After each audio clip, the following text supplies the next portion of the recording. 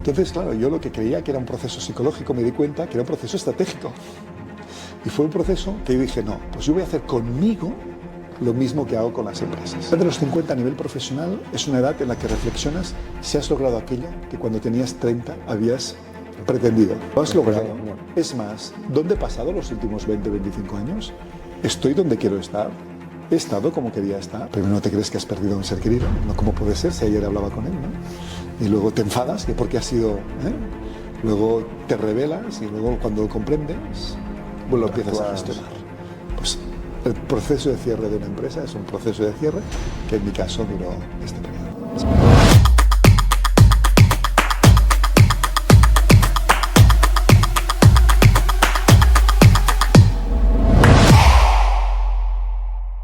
Este vídeo está patrocinado por Aquisgrán, que ofrece préstamos para pymes complementando la financiación bancaria, con un tipo fijo muy competitivo, hasta 10 años de plazo, sin contrapartidas y sin cambiar de banco. Aquisgrán ya ha ayudado a más de 3.000 pymes, con el respaldo de las SGR, el ICO y el Fondo Europeo de Inversiones. Más información en www.aquisgrán.es. Bueno, pues Oriol, muchísimas gracias por estar con nosotros, por venirte a hablar de tu experiencia profesional y de todos tus proyectos.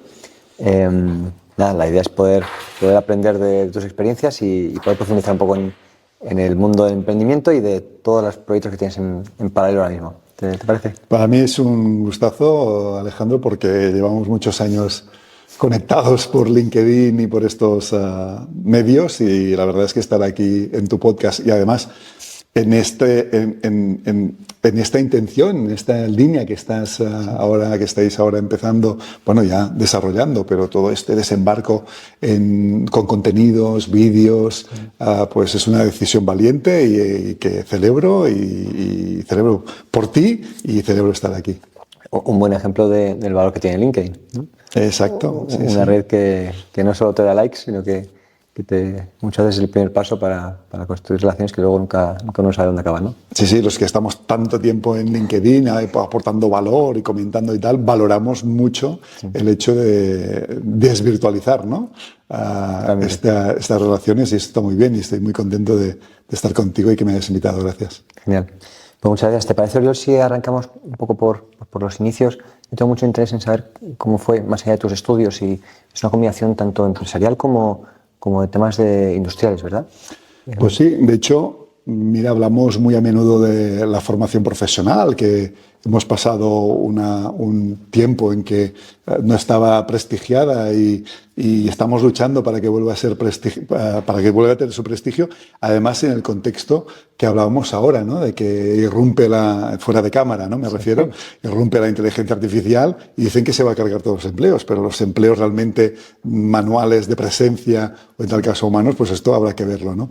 Yo empecé estudiando diseño industrial, especialidad de proyectista industrial, como delineante, la figura, sí.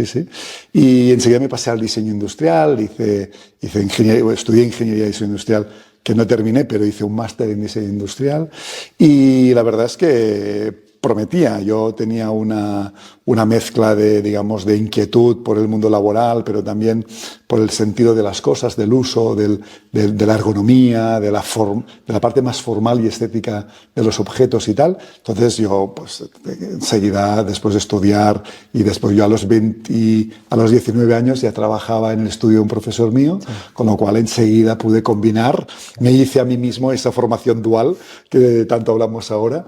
Y ya pude empezar en el mundo del diseño industrial. Ya me acuerdo que pues diseñábamos desde componentes de automoción a mobiliario, a electrodomésticos, ¿no? Bueno. Fue muy interesante en esa época. Muy interesante lo que dices, porque somos muchos los que estudiamos durante 5 o 6 años sin trabajar gran cosa y luego es el golpe de realidad de un mundo que funciona de manera muy diferente a lo que has estudiado durante años, ¿no? Sí. Y bueno, y resultó pues que ya de muy joven, ya monté mi propia empresa. De hecho, muchos de los que nos verán o oirán hoy no saben qué es la Mili, ¿no? Pero yo te diría, al volver de la Mili, ya de que la hice de mayor, acabada la carrera, pues ya empecé a trabajar por mi cuenta, ya pues con todo lo que conlleva, ¿no? Pues clientes, proyectos. ¿Cómo fue esa decisión? Buscarse la vida. Pero la decisión, de alguna forma, fue porque me encontré frente a este escenario, ¿no? Yo, la verdad es que no siempre fue mi inquietud ser emprendedor. De hecho, yo descubrí de mayor que mi padre, que era empresario, fue antes emprendedor, ¿no? Y yo pensaba, de pequeño decía, yo quiero trabajar cualquier cosa menos tener un negocio, ¿no? Sí. Sí, porque yo veía lo que se sufría en casa, ¿no? Yep. Pero eso fue evolucionando. Y entonces, en una de las empresas que yo hacía pues, horas, ¿no? Mientras estudiaba, concretamente era Ausonia, ahí fabricábamos pañales y compresas para mujeres. Y en una de esas las fábricas que tenía cerca de casa, cuando me iba a la mili, me pidieron regresar para hacer un proyecto. Yo me digo, no, me voy al servicio militar, no puedo, pero vamos a empezar el proyecto fuera de horas, ¿no? Como a ratos. Como pueda. Y cuando acabé la mili, me quedé, pero ya como freelance. Me quedé como freelance, fue el primer paso de... Sí, sí. Y entonces, bueno, Ausonia fue comprada por la americana Procter & Gamble, luego pues vinieron otras políticas y tal, y nos pidieron que para seguir colaborando con ellos teníamos que montar nuestra propia empresa. Ah, sí, qué bueno. Entonces, fue como un management buyout de un departamento de ingeniería, ¿no? Y decidimos que sí, que empezábamos nuestra propia empresa. Decidimos porque tenías a un socio en yo en ese momento tenía un socio, precisamente porque yo me iba a la mili, le pedí que me ayudase en el proyecto y éramos los dos. Entonces decidimos que sí, que era interesante, pero ese proyecto era un proyecto muy de ingeniería y a mí, como te decía antes, me interesaba mucho más la parte formal de las cosas, ¿no? Entonces yo decidí pues seguir evolucionando el proyecto a proyectos de diseño industrial más de producto final, ¿no? Y de hecho, y tú interrúmpeme cuando quieras, porque hace tanto tiempo que no me preguntan sobre mis inicios que me encanta contártelo, ¿no? Y de hecho fue cuando yo ya debía tener 26, 27 años, ya llevaba unos cuantos años ya trabajando, había hecho un MBA y no sé qué, y todas esas cosas que se hacen, que cuando eres joven no sabes para qué te van a servir, ni sabes si te sirven. Y un día hablando con un amigo mío le dije, mira, tengo un problema con un cliente y es que le hacemos productos fantásticos, súper bien diseñados, bien proyectados, bien fabricados, y no los vende. Tenemos un problema, pero si es que, ¿cómo no va a vender un producto que he diseñado yo? Entonces su respuesta fue, porque no entiendes el otro lado de la partida. Hay un mercado que atiende a unas razones que no siempre son un magnífico producto. Lógicas, racionales, y ahí fue donde empezó a pinchar el marketing. Y me fui a hacer un máster de marketing en ESADE. Qué bueno. Y en la Escuela de Negocios de prestigio, y además tenemos la sede en Barcelona, y ahí me cambió la vida. O sea, que ahí combinaste, ese fue el inicio donde combinaste el marketing con todo lo que era Entendí que un buen producto es necesario, pero que luego empieza toda otra serie de procesos y razonamientos para que el mercado lo adquiera, lo adopte, o lo quiera, o valore los atributos y las ventajas del producto. En ese momento seguís teniendo vuestra empresa, ¿no? Vuestra empresa en ese momento de, digamos, diseño de producto. Sí. Haces el máster y entonces... Reconvertí totalmente la empresa. gente. Claro. Reconvertí la empresa, es decir, que tenía clientes. Yo he diseñado cientos de packagings para perfume, para jabón, he diseñado productos, máquinas objeto y tal, pero máquinas de herramienta, etcétera, etcétera. Pero en ese momento cambió mi visión y prácticamente viramos hacia el marketing y una disciplina que a mí ya me gustaba y que yo ya usaba, ya trabajaba mucho, que era toda la parte de comunicación, diseño gráfico, etcétera, etcétera, ¿no? Y sí, y quedó así, y además me permitió configurar un modelo prácticamente único, que es que cualquier agencia de marketing o de publicidad se pelea por los clientes de gran consumo, que es por otro lado donde está el dinero, ¿no? Pues yo qué sé, todo el mundo quiere tener a Coca-Cola o quiere tener a iPhone o quiere tener a... Yo, en cambio, me quedaba con los clientes industriales, con los clientes que yo entendía por mi formación inicial y que además entendía cuál era su problemática, ¿no? ¿Ahí dejaste ya de desarrollar producto o mantuviste? Sí, a los pocos años dejé de desarrollar producto. He de decir que yo también viví la ola de la construcción. Y mucho de mis habilidades o mis conocimientos y el equipo que éramos nos permitía, y tú que estás en este sector, por eso te lo saco, nos permitía trabajar el marketing en muchos sectores inmobiliarios, pero porque también estábamos en el diseño de producto. Y el diseño de producto eran edificios, edificios de usos múltiples y edificios de viviendas y tal, ¿no? Entonces, también esta mínima formación o conocimiento, sensibilidad por la parte técnica en ese momento nos permitió también diferenciaros, ¿no? Diferenciarnos y sobre todo y aportar, aportar. Yo creo que en el mundo del marketing digital, etcétera, el entender bien el sector en el que trabajas es un diferenciador clarísimo. Uno desde el lado de la empresa, cuando le hablan de estos temas de manera tan generalista, cuesta, ¿no? Sí, es fundamental. Yo creo que para dedicarse al marketing, para mí marketing es una disciplina que es muy transversal en la compañía, ¿no? A menudo hablamos de marketing y nos centramos solamente en temas operativos, ¿no? Pues hay que tener página web o no, hay que hacer catálogos o no, hay que ir a un salón de un congreso o una feria de muestras o no. Pero eso es un marketing operativo. Las decisiones ahí ya están tomadas. Es la parte donde se comunica, donde se contacta con el usuario, con el cliente, ¿no? Pero cuando hablamos de marketing, para mí, es algo más profundo en la gestión de la empresa. Más estratégico. Es mucho más estratégico. Es decidir sobre el portfolio de producto. ¿Fabricamos más? ¿Menos? ¿Qué fabricamos modelos? ¿Más modelos? ¿Menos modelos? Piensa que en el sector industrial, además, la fabricación de producto es a veces unidad a unidad. Yo tengo un cliente que fabrica 6 máquinas al año. 6, no tropocientos mil teléfonos, ¿no? De millones de teléfonos. Tiene capacidad para 6. 6 máquinas al año. Además, como la máquina es de lenta fabricación, tiene pedidos para los 7 años siguientes. Claro. Entonces, es uno de los clientes que más marketing hace. ¿Por qué? Porque el marketing tiene mucho que ver con la comunicación de la garantía, del valor, de la relación, de consolidar una relación a largo plazo con el cliente, de validar un proceso a muy largo plazo, con lo que hay que tener una capacidad de proyectar aquello que va a fabricar la máquina a muy largo plazo. Todo esto son decisiones que podríamos englobar en el ámbito del marketing también. Las 4 P's, ¿no? Están conectadas. Sí, precio, producto, placement, ¿no? Distribución, placement y promoción, sí, exactamente. Que como bien dices, a veces decimos marketing, a web, no, es bastante más profundo que claro. Qué bueno. ¿Cómo evoluciona la empresa? ¿Tú sigues con socio todo el camino? ¿Te quedas sin socio? Bueno, yo ese primer socio, somos buenos amigos, decidimos que esas 2 líneas querían ir por separado y trabajamos. ¿Se queda él con el tema del diseño de producto o no? No, él se queda, es curioso, si me oye, él se queda en Ausonia. 30 años después sigue en Ausonia. Sí. Y está bien, pero es un tío muy creativo, muy culto, muy inquieto, y yo celebro que hubiese encontrado en este proyecto pues casi su trayectoria profesional, ¿no?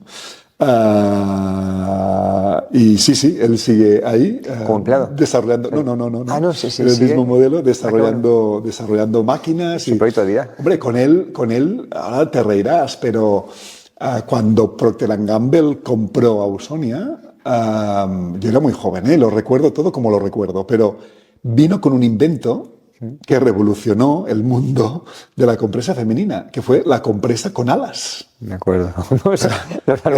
Era algo de la compresa con alas, que va a salir volando. No, se agarra a la braguita y no se mueve, ¿no? Pues nosotros implantamos los primeros moldes de ese producto americano en la fábrica que tenía en Montornès, en Cataluña, para fabricar eso. O sea, imagínate, y no me preguntes por la mili porque no acabamos. Qué bueno. Pero sí, fue muy interesante, un proyecto muy interesante y una época muy apasionante apasionante, sí, sí. Esto nos da para un buen título de entrevista. Uriol, que implantó la fabricación de la compresa con alas, ¿no? No, tengo calor ahora, tengo calor. Entonces, él se quedó ahí de por vida y tú sí, él se quedó con y el resto del proyecto. muy bien, y además tiene un hijo, era alto como yo, y tiene un hijo que juega en el Badalona, o sea que ahora en el Gerona, de baloncesto, en el baloncesto profesional. Pero que de alguna forma, pues bueno, bien, sí. No, yo me fui, trabajé para otras marcas, hice otros proyectos y tal, pero ya poco a poco tenía claro que yo encontré, a veces hablamos de eso de las vocaciones, ¿no? Sí. Yo que cuando hablo con seniors les digo, hombre, tu vocación, reflexionemos sobre ello. Todavía la puedes encontrar, hay muchas cosas por hacer en la vida, ¿no? Pues yo la encontré a esos 26, 27, 28 años, cuando viré hacia el marketing, y la verdad es que ha ido muy bien. Yo en este periodo he tenido clientes de todo tipo. He de decir que también he tenido clientes de gran consumo y de muy gran consumo. Yo hacía lanzamientos de trade marketing pues para pasteles Royal, para galletas Oreo, para pastillas del resfriado, he tocado, hicimos todo el lanzamiento digital del KH7, que todo el mundo conoce del KH7, y hemos hecho muchos trabajos y muchos proyectos, hemos tenido muchos clientes en gran consumo. Pero debo reconocer que el marketing en el ámbito industrial necesita mucho apoyo, necesita de un enfoque distinto, y yo ahí me siento pues muy cómodo, muy realizado, y además yo creo que es apasionante. Y cuando hablamos con un publicista sobre el marketing de una máquina, pues normalmente te mira raro, ¿no? Y yo, en cambio, creo que es apasionante pues desarrollar este tipo de estrategias para empresas que fabrican para otras empresas dentro del mundo B2B. No, hombre, es un sector, yo creo, donde se puede aportar un montón de valor, ¿no? Porque no suele ir de la mano de este tipo de empresarios el tema de marketing. Por lo cual Se aporta mucho valor, sí, desde la perspectiva del marketing y del producto y tal, pero también te tengo que decir que las empresas de gran consumo suelen ser grandes multinacionales. Sí. Y para mí hay una diferencia importante cuando yo escojo un cliente u otro, y no es que escoja. Está claro. Es decir, obviamente valoras con qué cliente trabajas o no, pero al final es una relación, ¿no? Pero sí que yo tengo especial predilección para la empresa industrial por la razón de que normalmente aquí está el propietario, está el emprendedor, sí, sea primera, segunda, tercera generación, y yo ahí me siento especialmente confortable en el sentido de que me gusta que el nivel de diálogo sea con un propietario o con alguien que no es un ejecutivo y no sabe si va a permanecer o no. Está claro. Está clarísimo, y además las empresas de gran consumo por lo general son potentes en marketing. Es decir, sí, claro, el valor añadido que tú añades, obviamente, está, pero una empresa industrial es tremendo. Sí, el empujón que puedes darle a una empresa industrial que muchas veces ya muy perdida, ¿no? Imagino, en estos temas. Bueno, tenemos que entender que posiblemente cuando una empresa industrial empieza, no podemos generalizar, pero normalmente siempre empieza porque detecta una demanda. Entonces es un mercado, es un tipo de empresa que está más focalizada al producto. Claro. Y porque previamente ha detectado esta demanda, y la relación, como es muy corta y muy, digamos, mucho más cercana con el cliente, por muy grande que sea, es más cercana con el cliente, la empresa industrial se centra mucho más en la fabricación, en el producto, en la producción y tal. Y olvida que tiene que trabajar técnicas de mercado, ¿no? Y tiene que tener una mirada al mercado. Por ejemplo, pues, para abrir un mercado nuevo, internacional, o por ejemplo, para, desde su producto, atender otro tipo de segmento, y debe variar el producto o las prestaciones y tal. Entonces, es un tipo de empresa que no está acostumbrado a hacerlo, ¿no? Es un tipo de empresa más focalizada a producto, ¿no? Entonces, sí, un empresario más enfocado en la solución técnica, ¿no? Sí, la mayoría de veces, muchas veces, las empresas industriales no te dicen te contrato para el marketing, te contrato para vender más. Bueno, entonces, vamos a ver, vender más podemos hacer de dos maneras. Visitar más empresas que nos puedan comprar, o estudiar qué tenemos nosotros para incrementar mercados, número de clientes, número de segmentos, ampliar el portfolio de producto, hay muchísimas cosas. Muy bien. Y cuéntanos un poco el desarrollo de la empresa y cómo llega o qué sucede en los últimos años. No, sí, haré un salto, porque yo en 2011, habiendo superado la crisis de las subprimes, te acordarás, esa crisis que tuvimos tan fuerte, que ya hace un montón de años y la tenemos muy presente, pues habiendo superado eso, no superé ciertas circunstancias de gestión, ¿no? Sí. Entonces tuve que cerrar y tuve que cerrar bruscamente. Y fue cuando, pues, lo hemos hablado muchas veces y los que nos siguen en LinkedIn, yo lo he abierto, lo he compartido muchas veces en LinkedIn, pues tuve que cerrar una empresa, pues que en ese momento había muchos empleados. ¿Cuántos erais, más o menos? Más o menos éramos unos 16, 18 empleados en ese momento. Y además veníamos de un trabajo muy intensivo en el sector construcción y sector finanzas, que todos los dos sectores disrumpieron, por decirlo suavemente, ¿no? ¿Esa fue la razón principal de...? No, porque nosotros superamos con éxito esa fase. En 2011 todavía tuvimos una crisis de éxito. Sí. Un crecimiento acelerado en ese momento Sí, y sobre todo mucho apalancamiento financiero, porque ese crecimiento requiere mucho apalancamiento y no supimos superarlo debidamente, ¿no? ¿Qué hubieses hecho distinto ahora mirando para atrás? ¿O qué crees que pudiese haber evitado? Hubiera hecho algunas cosas distintas, pero hubiera recuperado los apuntes de la universidad y sobre todo no hubiera financiado recurrente. Es decir, hay que financiar siempre que uno vaya a Deuta, o por ejemplo, no hace mucho estaba en una conversación de un emprendedor industrial que me decía que él no creía en absoluto con el capital semilla, con el capital riesgo. Perdona, semilla sí, el riesgo no. Es decir, él creía pues en el préstamo, porque el endeudamiento te permite tener una relación solamente 1 a 1 con tu acreedor, pero no metes criterios de gestión dentro, ¿no? Está claro. Entonces, bueno, de alguna forma yo creo que en ese momento hubiera posiblemente cuidado más a la gestión de las inversiones que creíamos que era a largo plazo, pero en realidad financiábamos crecimiento, ¿no? Yeah. Y entonces eso es mejor. En catalán tenemos una dicha que es menjar poc i pair bé, que viene a ser como algo de comer poco y digerir bien, ¿no? Es decir, cuidado con los crecimientos acelerados. Son peligrosos. Porque son peligrosos, ¿no? Son peligrosos. Se combina, no sé si fuera el caso, pero se combina esa necesidad de caja con a veces ese crecimiento implica retos operativos. Contratas rápido, a veces no sale bien, entonces tienes retos en proyectos, implica retos en pagos y combinas hasta unas y otras. Pero además se añade que en las empresas de servicios, porque nosotros no dejábamos ser una empresa de servicios, no podemos estocar nada. El intensivo está en personas. Me suena. Y claro, una persona no la sacas de almacén en un momento, ¿no? Sí. No la devalúas contablemente, ¿no? Entonces, todo esto requiere también una mirada a la gestión de personas. Porque yo si algo estoy orgulloso de haber hecho en todo ese proceso fue de gestionar bien a las personas que se iban quedando sin trabajo. Entonces, yo quiero pensar que nadie en ese momento se quedó sin trabajo, sino que todas fueron más o menos recolocadas o todas fueron debidamente negociadas, pero que de alguna forma eso para mí fue algo duro de plantear en ese momento. Pero bueno, tan duro como que lo puse todo, me quedé en la ruina, ¿no? Y esto fue lo que... Fue drástico, ¿no? De un día al siguiente... No, duró 3 años, que es lo peor.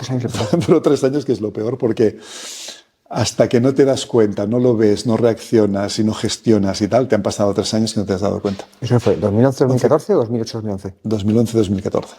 Ostras. Sí. O sea, 3 añitos... Primero es como un proceso de duelo. Primero no te lo crees, luego te enfadas y no sabes gestionarlo debidamente, luego lo asumes y cuando está asumido te pones a gestionarlo. El proceso de duelo no es de un día para otro, dura pues a unos 3 días, a otros 3 meses, ¿no? Pero las fases son más o menos estas. Primero no te crees que has perdido a un ser querido, no cómo puede ser si ayer hablaba con él, ¿no? y luego te enfadas, que porque has sido, ¿eh? Luego te rebelas y luego cuando lo comprendes, pues lo empiezas a gestionar. Pues el proceso de cierre de una empresa es un proceso de cierre que en mi caso duró este periodo. Sí. Ostras. Entonces pasamos a la segunda parte de tu vida profesional. Yo lo que te puedo decir es que hacemos un salto, porque seguramente querrás hablar de mi libro, El método CREA, y de por qué escribo este libro, pero yo puedo decirte que en 2015 rehecho de todo, es decir, yo en 2014 toco fondo, me doy cuenta de que no puedo seguir de esa forma.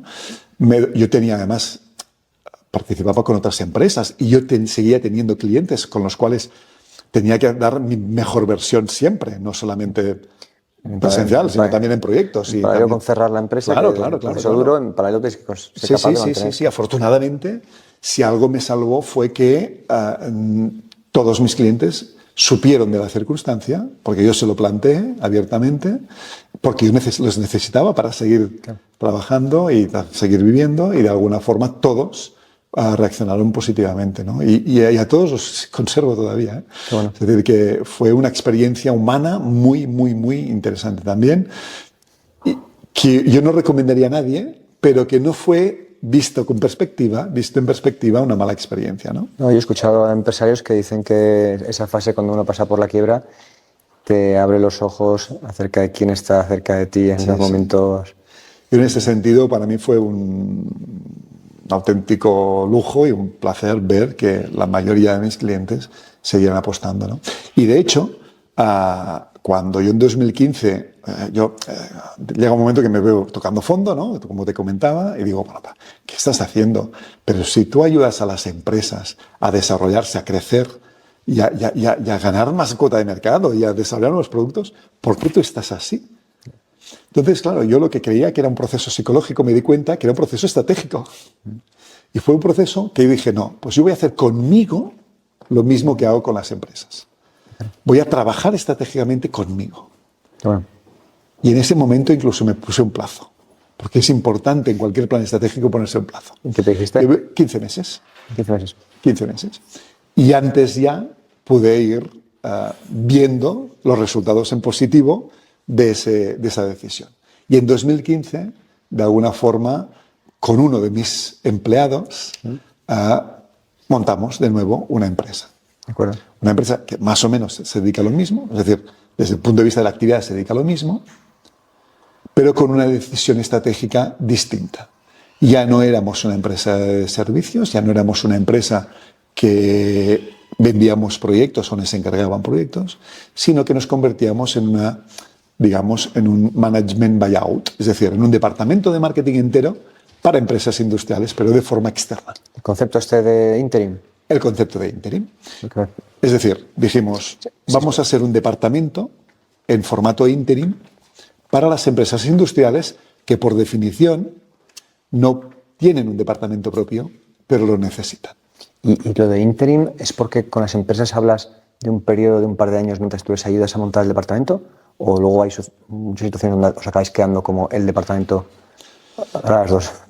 Claro, yo en este momento trabajo en dos formatos, como departamento entero y como profesional. Hay profesionales que me piden que desarrolle algún proyecto.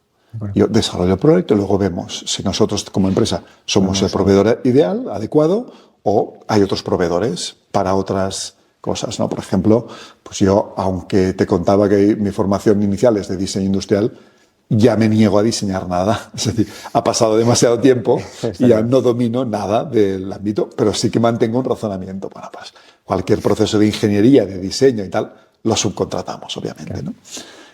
Tengo un equipo importante de personas, pero que están más en el ámbito de la estrategia y el desarrollo de la comunicación estratégica e industrial.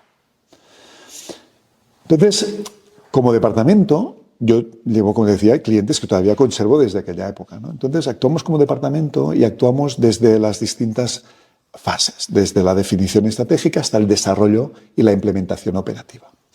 Interim Management es el nombre genérico de un proceso de proyecto que requiere dedicación plena en tiempo determinado. Luego aparece otro palabra, que es el Executive el fractional executive, ¿no? El fractional es un interim, pero que no tiene dedicación plena. Es decir, sino que es a tiempo parcial. Le pongamos la palabra que pongamos, esta externalización, déjame decir otra palabra, ¿no? Este management buyout, es decir, esta gestión externalizada de cualquier proceso interno de la empresa, es estratégico y se puede modelar en función de la necesidad de la empresa. Es decir, no es la misma circunstancia cuando a ti te vienen ya con un producto desarrollado y lo que te plantean es un proyecto de lanzamiento. Está claro. Que cuando te plantean una pregunta en abierto, ¿querríamos ampliar el mercado o querríamos facturar más o querríamos, no sé, un nuevo segmento, abordar un nuevo segmento, ¿no? Aquí hay que empezar incluso mucho antes de diseñar el producto, etcétera, etcétera. Esto requiere más intensidad. Sí es cierto que por mi modelo de servicio y mi modelo de empresa prácticamente nunca dedicamos tiempo pleno. Siempre estamos parcialmente. De acuerdo. Y con esto llevas ya 10 años prácticamente. Con eso celebramos en mayo 10 años. Muy bien. Sí, sí. Cosa que pienso que hemos superado varias etapas del emprendimiento y ya somos una oferta consolidada. Sí. Qué bueno. Entonces, esto es por un lado una actividad importante en tu día a día. Sí, absolutamente. En paralelo, has lanzado un proceso pues, de apoyar y aportar a otros, ¿no? Sí. ¿Cómo lo defines? Hago mentoría, pero no. ¿Sí? Pero acompañamiento. En todo crea, tienes foco de apoyar y acompañar a otros, ¿no? Es curioso cuando en pandemia, que fui a vivir a Irlanda un año y tal, escolaricé ahí a mis hijos y tal, en pandemia pasó algo curioso, ¿no? Es decir, a todos nos tocó, psicológicamente de una forma u otra, ¿no? Unos se quedaron sin trabajo, otros los mandaron a trabajar desde casa, otros... Yo tenía muchísimo trabajo, pero sí que es verdad que en pandemia afortunadamente no tuve ninguna desgracia personal que lamentar. Entonces fue un momento de recogimiento y reflexión, ¿no? Y una de las cosas que reflexioné fue sobre el proceso que yo había llevaba 7 años, llevábamos 7 años con ese proceso más o menos, a mí me tenía profundamente acomplejado. ¿Qué proceso? El de haber cerrado una empresa. El proceso de cierre. De cierre. Y el proceso posterior. A mí me tenía como acomplejado. Es decir, yo reconozco que yo soy un tío más o menos vigoroso, visible, ya sabes que mido más de 1,90 m y se me ve, se me nota, como dice un amigo mío, si cuando tú sacas una cabeza Oriol te vas con medio cuerpo, ¿no? Pues igual. Pues a mí me tenía acomplejado y a mí me daba incluso cierto pavor salir según qué partes, ¿no? Bien. Entonces yo hice este proceso de reflexión y pensé, no tiene por qué ser. Es un proceso al final de aprendizaje y yo creo que este proceso de aprendizaje, si lo escribo, lo podré compartir para 2 cosas. Primero, un objetivo personal. Y luego... Lo habré escrito, me habré enfrentado a él y lo habré ganado. Y segundo, podré ayudar a otros a superarlo. Es que estamos en un país donde el tema de una quiebra, etcétera, no es... No está bien visto. No sé si está mal visto, pero no se entiende. No se entiende. Claro, no se entiende. No se entiende que toda empresa se crea y se cierra.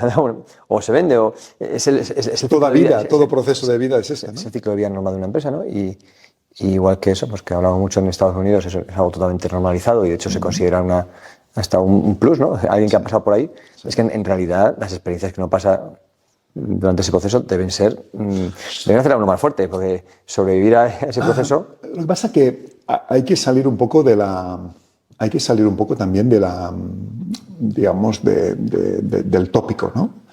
En Estados Unidos, cuando uno cierra la empresa, se le exonera de toda deuda y de todo prejuicio. Aquí es bastante reciente el tema de la segunda oportunidad. En mi época no, Y hablo de hace 20 años o menos. No, eso era estrambótico, era raro. Con lo cual, cuando tú cerrabas una empresa, tenías que hacer frente a todo lo que dejabas detrás. Hoy es un poco más fácil, a pesar de que uno tiene que ser responsable y no dejar a nadie colgado. Yo, en mi caso, creo que puedo decir que no dejé ni a empleados ni a proveedores colgados, ¿no? Y obviamente ni Hacienda ni a Seguridad Social. Bueno, Hacienda es Seguridad Social, pero ya prescrito. De acuerdo. pero que de alguna forma O sea, que Hacienda todavía yo me te puse mira en manos de un regular. abogado. Yo me puse en manos de un abogado, ¿no? No, pero bueno, pero yo creo que joder, es parte del juego, ¿no? Es decir, Sí. uno contribuye a Hacienda, a la Seguridad Social durante muchos años.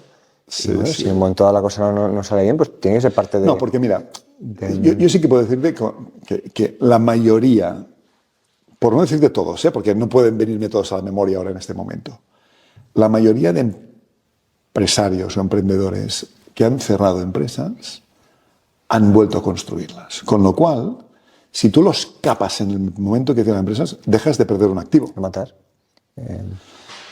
Y cuando no lo haces, cuando lo acompañas, cuando usas las infraestructuras o las normas o las legislaciones que tenemos, eres capaz de mantener este activo vivo, que genera de nuevo nuevo valor, nuevos empleados. A ver quién si no Esto va, es importante, eso es estratégico, ¿no? a ver quién va a crear el empleo si no. Entonces, bueno, pues yo en pandemia decidí volcarme a contar esto y escribir el método CREA. En ese mismo momento es cuando tú empiezas a comunicar en redes sociales, entiendo que es especialmente en LinkedIn. No. De hecho, yo escribí el método CREA en Irlanda, cuando vivía en Irlanda, y llegué aquí.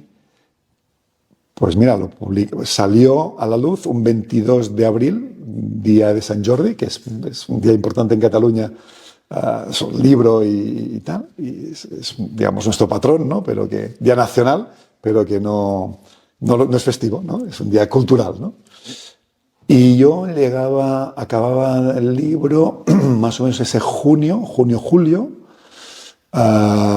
editorial me confirmaba que publicaba y febrero, marzo ya estaba, como quien dice, en todo el proceso productivo para llegar a abril. Yo soñaba que la gente leía el libro y me señalaba por la calle diciendo: tú eres el que fracasaste, tú eres... Yo soñaba esto, ¿cómo es el cerebro? Yo soñaba y pensaba, me levantaba, me despertaba con pánico diciendo: no hay que publicar el libro, no hay que publicar el libro.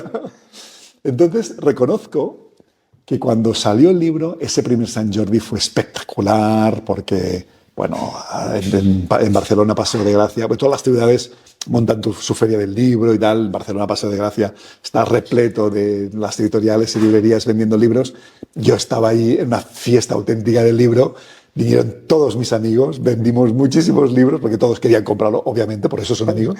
Y la verdad es que fue espectacular. Pero yo seguía llevando esa prudencia de decir: a ver qué van a decir de mí, a ver qué van a decir del libro, ¿va a gustar, no va a gustar? Entonces, cuando a los meses vi que ese libro no solamente gustaba, sino que interpelaba, que tocaba, que lo que yo hablaba, incluso, perdona, me emociono, porque alguno se me llegó a emocionar, de decir: has escrito el libro de mi vida, este libro lo tenía que haber escrito yo. Claro, el que pasa por ese proceso... Experiencias muy intensas que yo obtuve como recompensa y como respuesta a la publicación de este libro, entonces me atreví a publicar. Ah, sí. Entonces, y ahí empezaste a publicar, a decir, voy a utilizar LinkedIn como septiembre de canal. 2022. Hasta ese momento no habías... Era tímido.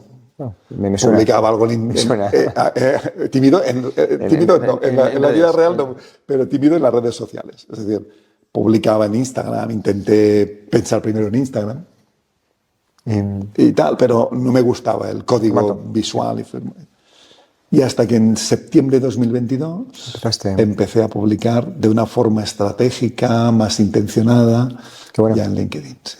Entiendo que pues, ¿cuánto tiempo hace? Estamos en septiembre, ¿no? Estamos en septiembre. 2025. Sí. Celebramos los 3 años de que yo desembarqué en LinkedIn de una forma... Mira, y contigo, lo celebramos contigo. Así me gusta. No, y está viendo que sigues muy activo publicando, con lo cual es señal de que ves pues el retorno de la inversión en tiempo y esfuerzo a dedicar a este canal, ¿no? Bueno, a mí lo que me sucedió es que la carga, digamos... la carga emocional o el significado o lo que representaba LinkedIn como un canal de comunicación, para mí tenía mucho más significado en explicar este proceso que yo tenía escondido de mucho tiempo y por el cual hice el libro, etcétera, etcétera, ¿no? Con lo cual, la anécdota que que puedo contar es que yo desembarqué en LinkedIn no hablando de marketing, sino hablando de reinvención, de emprendimiento, de procesos estratégicos personales.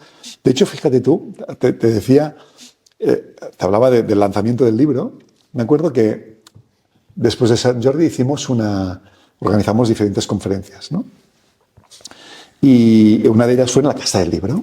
Entonces, era mi primera conferencia, presentación del libro, es emocionante, vinieron mucha gente, y yo me adelanté como una hora antes, una hora, no lo sabe nadie, pero yo hace una hora antes ya estaba. Yo entré en la Casa del Libro y con la editorial siempre decíamos, bueno, es que este libro es de desarrollo personal. Yo decía, no, este libro es de empresa, es de desarrollo empresarial. Decía, no, este libro es de desarrollo empresarial. La canción... Todo el lanzamiento fue desarrollo personal o desarrollo empresarial. ¿Qué dijo el público? No lo sabe todavía, tampoco lo sé yo.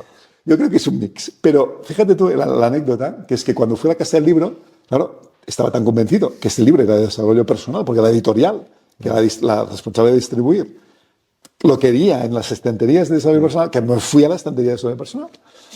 Y dije, mira, soy el autor del libro del método CREA, que vengo ahora que tenemos una conferencia y me gustaría ver dónde lo tenéis colocado. Me dijo, método CREA, sí, muy interesante. Por cierto, se vende muy bien, está en empresa. y contento yo me fui a la estantería, al corner de desarrollo de empresa, ¿no? Con lo cual este libro, digamos, yo cuando desembarqué en LinkedIn hablaba de esto, de esta especie de magma, porque todo es uno, porque las empresas son personas y las personas al final somos proyectos, ¿no? Pues de desarrollo personal y tal, pero no de marketing específicamente, ¿no? Qué bueno. Sí. ¿Cómo conecta esto con el siguiente libro? Porque están conectados, ¿no? Absolutamente. La está conectada. El siguiente libro, bueno, o el siguiente libro que yo he conocido es el de Reinventarte con los 50, ¿no? A los 50. Sí. ¿Y qué es? ¿Es un libro más específico de este mismo concepto aplicado a personas que ya tienen pues, 30 años de experiencia? ¿Es una evolución? El método CREA, lo dice la palabra, el título, es un método en 4 etapas. CREA, aparte de que es una palabra que me define, es un acrónimo de las 4 etapas, la C, la R, la E y la A. No nos da tiempo a profundizar. No nos da tiempo. Siguiente podcast. No podemos volver. Pero sí que reconozco que son etapas un poco, si me lo permites decir, un poco más intelectuales, más filosóficas. Más de autoconocimiento, de análisis, de comprensión del entorno. A los año largo, 2 años de compartir estas experiencias y estas ideas en LinkedIn, me di cuenta de a quién interpelaba mi visión, mi discurso. Y debo reconocer que algunos emprendedores han reconocido abiertamente en LinkedIn, publicándolo incluso, por supuesto diciéndomelo a mí, pero también publicándolo. Yo he emprendido gracias a leerme el libro de Oriol, de Método CREA, pero no era de emprendimiento, no es de emprendimiento específicamente, ¿no? Pero bueno, está bien que impulse. Es un mensaje fantástico. Está bien, exacto.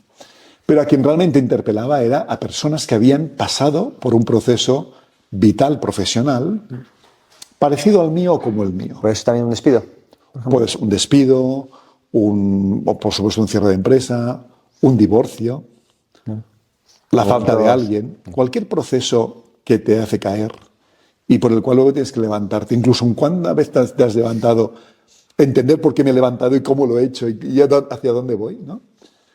Y me di cuenta que había una parte de la población, tú eres muy joven, pero yo ya voy a cumplir 54 dentro de 10 días, una parte de la población, o sea, yo comprendí que a los 50 pasan cosas. Puede ser a los 48, obviamente, a los 45, y pueden ser a los 57. Pero los 50 es una edad en la que pasan cosas físicas, psicológicas y coyunturales. Y tenía muchas consultas y mucha gente se sentía interpelada, muchos posts comentados, muchos mensajes, muchos emails. Incluso en mi libro está en mi correo electrónico, el personal, con lo cual imagínate tú. Y decidí que faltaba un proceso más aterrizado del método CREA. Un proceso más tangible, más realizable, más cortoplacista. ¿Te llegaban muchas dudas o cuestiones más profesionales o personales? Personales. Más personales. Vinculadas al desarrollo profesional. De acuerdo. Es que cada vez más tengo claro que es indivisible. Es decir, uno no es su trabajo, pero su trabajo lo configura. Ya. ¿Sí? Y dices que alrededor de los 50 hay un momento... Sí, hay uno que tiene, puedo confirmarlo. Hay 15 años por delante de... Sí. Mira, a los 50 más o menos, edad biológica, a los 50 se produce, y es físico, es un proceso físico, una disasociación de cuerpo y mente. Al cuerpo le van pasando cosas, pero la mente está 15 años atrás. Bien. Uno se siente, como decía el autor, en el síndrome de Peter Pan. Pero es que además hay una proyección de este ser en la percepción de los demás. Es coyuntural. A los 50 te llaman señor, dejas de ser joven, empiezas a competir profesionalmente con nuevas generaciones. Ha habido una disrupción tecnológica importante, con lo cual te sientes tú, ya no digo desfasado, porque no es cierto, pero te sientes con el nuevo reto de afrontar una tecnología a la cual hemos tenido que aprender cuando teníamos 30 y 40, y ahora tenemos que volverla a aprender. Estamos más cerca de una edad teórica de jubilación que una edad teórica de arrancar profesionalmente y tal, con lo cual todas estas cosas te generan una pasta dilemática, ¿no?, en el cerebro que confunde cualquiera. Estás en un momento en que si has tenido hijos en la edad estereotipada, tus hijos te empiezan a ir, con lo cual vuelves a estar solo contigo mismo o con tu pareja. Demasiadas cosas cambian a tu alrededor. Y necesitamos que nos acompañen. ¿Y si eso se coincide encima con algún tipo de elemento externo de cambio de trabajo, etcétera? Entonces ya claro, luego empiezas a entender la edad de los 50 a nivel profesional es una edad en la que reflexionas si has logrado aquello que cuando tenías 30 habías pretendido. Sí, pues ya te quedan 15 años por delante si... ¿Lo has logrado? Es más, ¿dónde he pasado los últimos 20, 25 años? ¿Estoy donde quiero estar? ¿He estado como quería estar?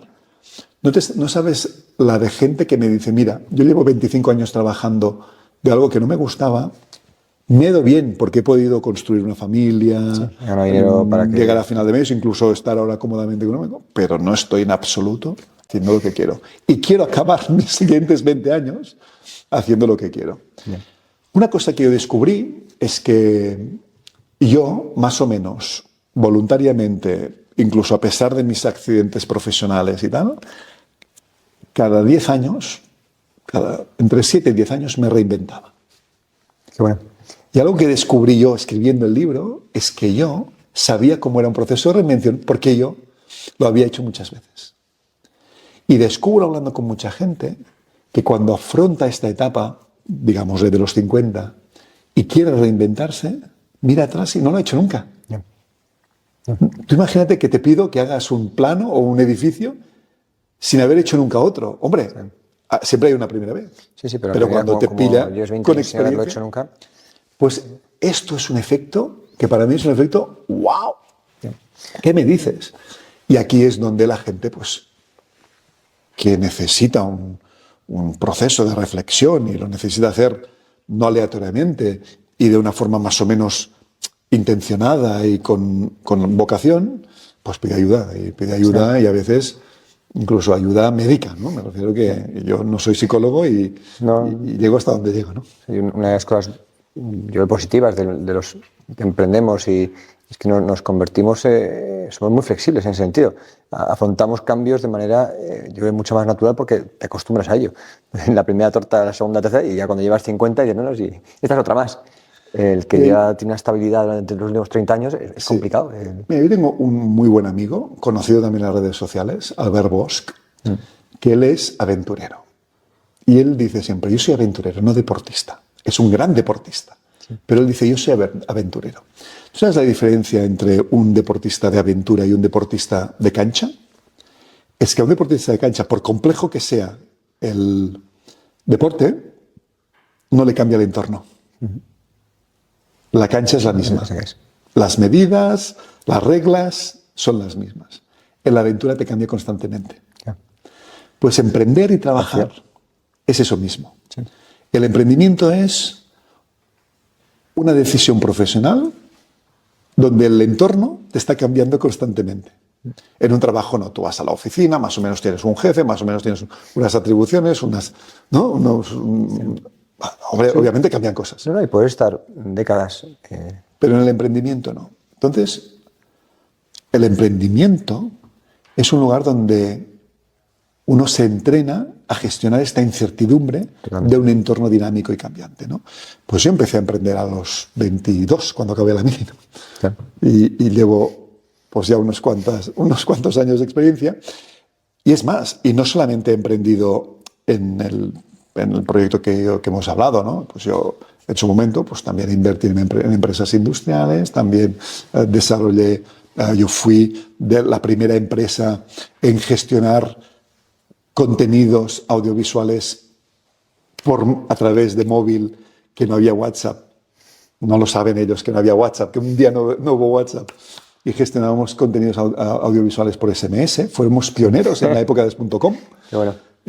O sea, yo he emprendido no solamente en la línea que hemos hablado, sino en muchas experiencias. Yo he pagado moldes y he pagado y he tenido que retirar stock del cliente, de casa del cliente, ¿no? Con lo cual, bueno, pues sí, también he emprendido en industrial, ¿no? Qué bueno. Una última pregunta, si te parece. Pues yo creo que podemos estar aquí hablando un par de horas más tranquilamente. Sí, teníamos hasta las 9 de la noche, ¿no? Eso es. ¿Dónde ves un poco los próximos 10 años? ¿Qué te gustaría conseguir? Bien, interesante.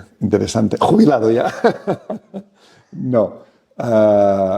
Mira, la verdad es que estoy en un momento pletórico.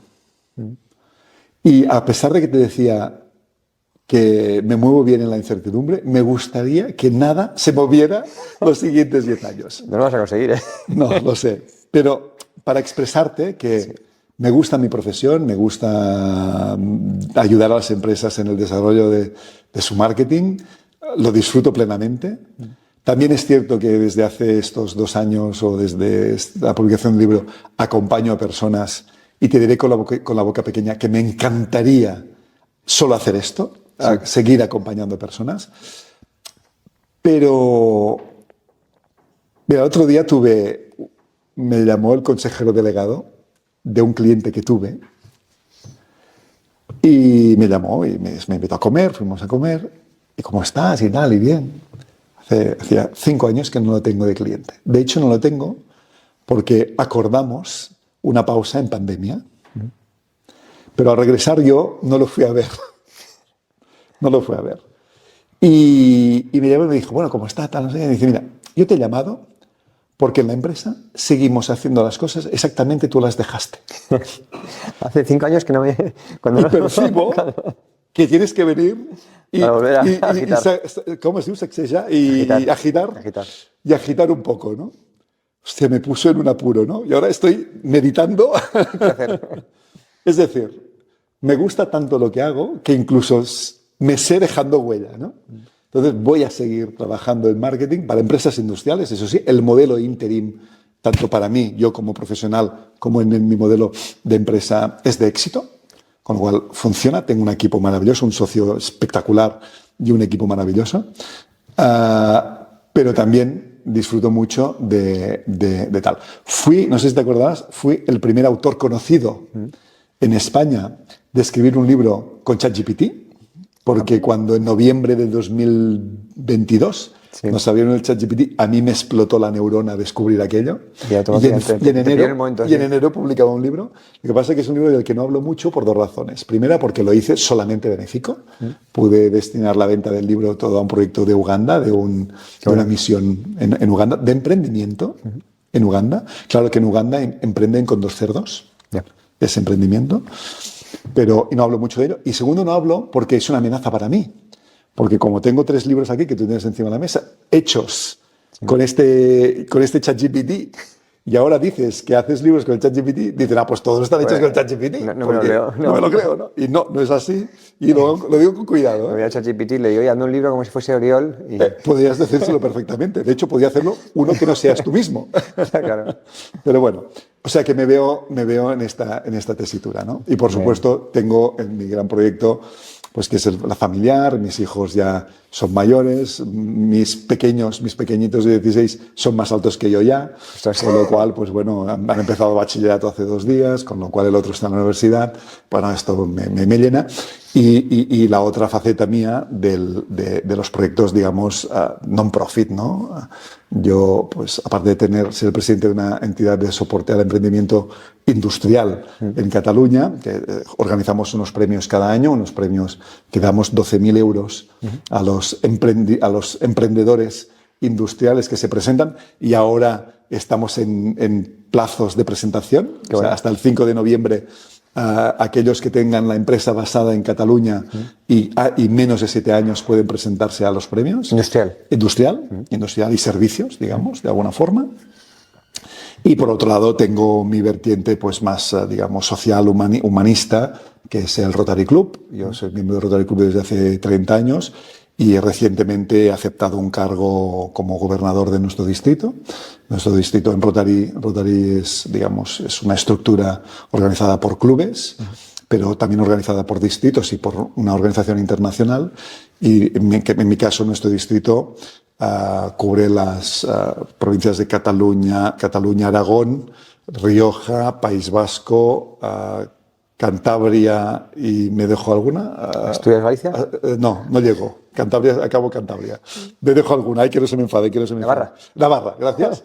Y precisamente hacen en Navarra el espárrago solidario, el mejor espárrago de España, sin duda. Y de alguna forma, pues bueno, esto también es un reto para mí.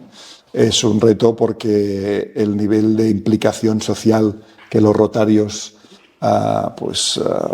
manifiestan en cada acción y en cada proyecto, pues para sus comunidades, esto pues a mí me pone la piel de gallina. Para mí es un orgullo absoluto, un privilegio poder liderar durante este año, que empezará el año que viene, pero ya estoy calentando motores. Pues Rotary, además con mucha conexión con el resto de España, con Portugal y con Europa, y me veo también siguiendo apoyando a esta organización tan fantástica. Sí. No, está clarísimo que no te aburres. Me gustaría tener algo de tiempo para aburrirme. Hoy en el AVE, como no había cobertura, me he aburrido 3 minutos.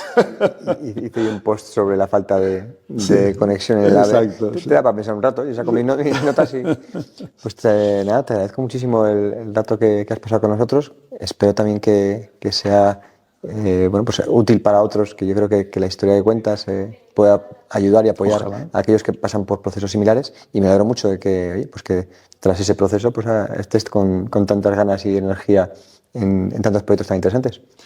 Seguro, la magia de los procesos es que uno, como el ave fénix, ¿no? resurge con más fuerza y con más extensión de alas. Y nada, agradecerte que me hayas invitado, animarte, como te decía al principio, a que este proyecto Pimeros siga y crezca, porque desde Pimeros también estás impactando muy positivamente.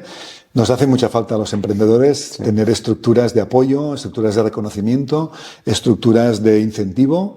Para mí es muy importante también que hable los territorios, porque emprender no es solo de capitales, de las capitales de provincia o de país, sino que abren los territorios, porque emprender también genera red, genera sinergias y genera comunidad, ¿no? Y emprender también es un instrumento social, ¿no? Y yo creo que es muy importante, y te animo a que sigas y que te hagas eco de los premios que estamos ahora organizando en Cataluña. Así haremos. Pues muchísimas gracias, Oriol. Un gustazo tenerte ahí. Un gusto igualmente estar aquí.